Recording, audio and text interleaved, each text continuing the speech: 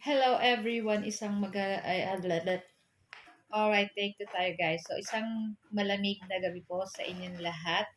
At dahil syempre malamig nga po ang panahon, ay naisipan ko magluto at bigla ako nag-crave nitong ating ginataang langka.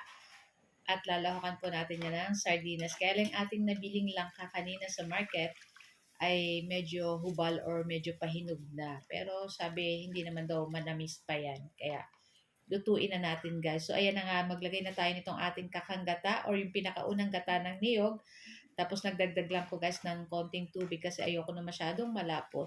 Tapos naglagay na tayo ng tanglad or yung lemongrass. Tapos naglagay na rin tayo ng um, bawang at sibuyas. Tapos maglagay na tayo ng isang latang sardinas kasi kalahating kilo lang naman yung ating lulutuin na langka. Ayan, medyo durug-durugin natin para mag-mix siya lahat dun sa ating gata ng niyog. Ayan. Tapos tinimplahan ko na rin yan ng asin. So, adjust na lang po mamaya kung medyo matabang pa. Ayan. So, hintayin lang natin kumulo or maluto itong ating gata ng niyog. Pero before that, maglagay na muna tayo ng pamintang durog.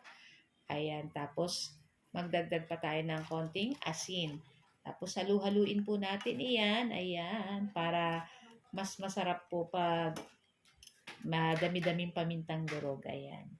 Tapos, syempre, maglalagay din po tayo dyan ng suka. Naglalagay po talaga ako ng suka. Hindi na tayo gumamit ng luya kasi may tanglad naman po. So, maglagay na tayo ng konting suka, guys. Ayan, kayo po ba guys, naglalagay din ng suka sa ginatan? Ako, minsan depende sa ano, ayan, minsan naglalagay, minsan hindi. Pero, masarap din naman po pag may suka. Ayan, at kumukulo na to guys. O, kita nyo. Kumukulo na yung ating gata ng niyog. At syempre, napakasarap po nito. Kahit isang sardinas lang ay lasang-lasa mo na to guys. Kaya, ayan, at bago maluto yung ating gata, ilagay na po natin itong ating kalahating kilong langka. Makikita nyo guys, may yellow-yellow na siya. Ayan.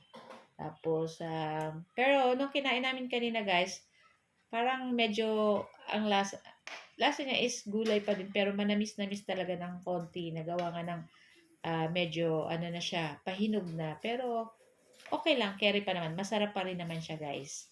Masarap ito partneran ng pritong daing na tuyo dahil syempre nga po maulan. Ayan.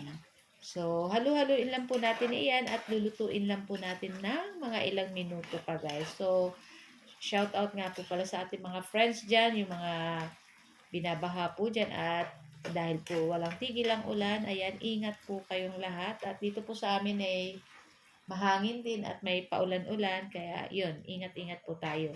So, ayan at okay na rin to guys. At luto na rin itong ating ginataang langka with sardines. So guys, thank you for watching. Don't forget to like, share. Bye!